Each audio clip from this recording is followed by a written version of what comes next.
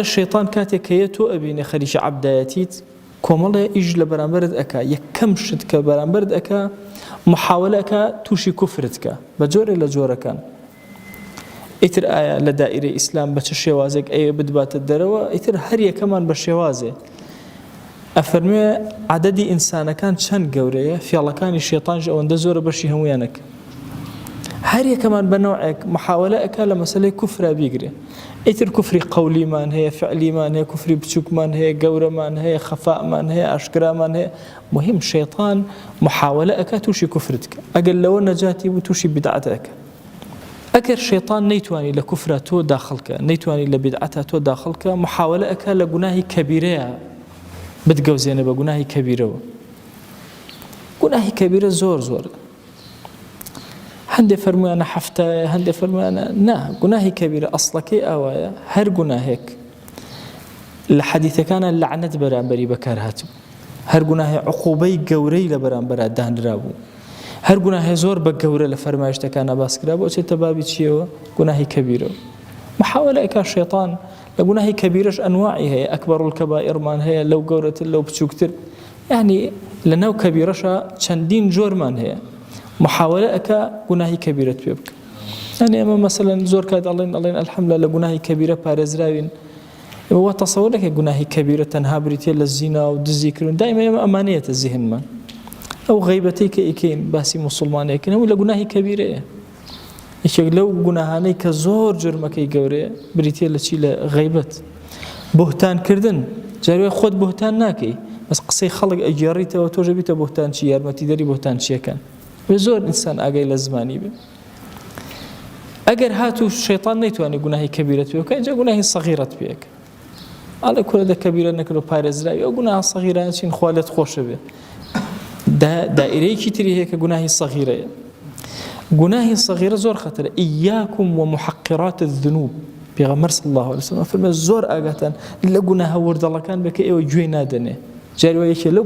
جناه ورد الله أنا فيل الشيطان تو تي أكوي كاتي أزاي لجناه الجورة وسردرك وإنسان بزور أجاري نلاقي نظرك شيء جاخو من سير كم فيلم شيء جاب سيري كم أبدا أو محقرات الذنوب جاري وهي زور جوري بيغمر خاص الله عليه وسلم نمونه جهنته أفرمي خلق يكتشون لدشتك وسيان آجر كنوا داي جوريان هنا كويان كردوا هرشيان كربيان نكرايو دواتر هاتن هندي بوشو بلاش وداري ورديان كو كردوا لبنوا دان جرسان دار جورا كان السوتان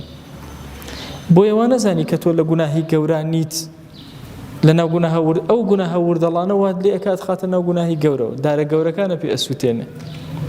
بۆیە زۆر ئەبێ ئینسان ئەگەی لە مەسائلی سەغائیر بێ کە فێڵێکی زۆر خەتەری شەیتانە ئەگەر شەیتان نەیتوانی گوناهی سەغیرەش پێ بکە هەر خۆت گرت تحملی کرد جەنگە کرد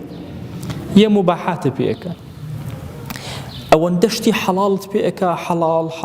لەناو حەڵاڵە ئەتگەوزێنە تاوات دێ ئەکا ئەڵێ کاکە بەس فەرزەکان جێبەجێ ئەەکەم لە دوای فەرزەکان هیچی تر ناکەم ئیتر لەناو مباحاتە ئینسانی ئیماندار هەمیشە واز لە کۆمەڵە مباحاتە هێنێ لە پێناوی ئەوەی نەکەوێتە ناو گوناهەکانەوە چونکە هەمووشە مباحەکان نزیکت دەخەنە وردەوە دەبەرەوە گوناه ئەفەرمێ کە زیادە ڕۆیت کرد لەناو مباحاتە لەناو حەڵاڵەکانە وردەوە دەبەرەوە حرامە ڕۆی برو گناهی صغيرة أرد أشيته بو كبيرة أدباته بو بدعاكات أزاين سر لكفر ودرك أفهم أقل مباحات شاد درقتي تونا هدية شيد بيك الراجح ومرجوح اللي تيكلك كاري باش وباشتري اللي تيكلك الله بيا كي صالح زور جوري قشطة تبليوا لمباحاتش خوي باراستوا يشيد بيك الله ورثه لشتی باش من هەیە باشتر من هەیە بچۆ باشەکە وات لێ ئەکا باشەکانە پێ ئەکا باشترەکانە پێ ناک بنمونە مەسەن نمونەیە لە خزمەتە ئێمە نوێژی تەراویحەکەین و سونەتی ویترمان هەیە لە دوایە طبعا سونەتی ویتر بە جەماعەت بکەی زۆر فەزیلەتی گەورە یان نوێژی تەراویح بە جەماعەت بکەی فەزیلەتەکەی زۆر گەورەیە کاکە تۆ بڕۆ ئەو ئیشە بکە ئەوە بکە دوای خۆت سونەتی تەراویحەکە لە ماڵەوە ئەکەی کورەگەر لە مزگەوتە بیکەی ویترەکە ببيسحاو خير بوتا نسر لما الله شيء ليك بيسحاو جاربي كأنك أتوي مزجل أدخلتين بويك أهم ومهم اللي تيكلك لجرمي كاتي جماعتي فرزكتا إيش يكبو أدوزته أو إيشش باشا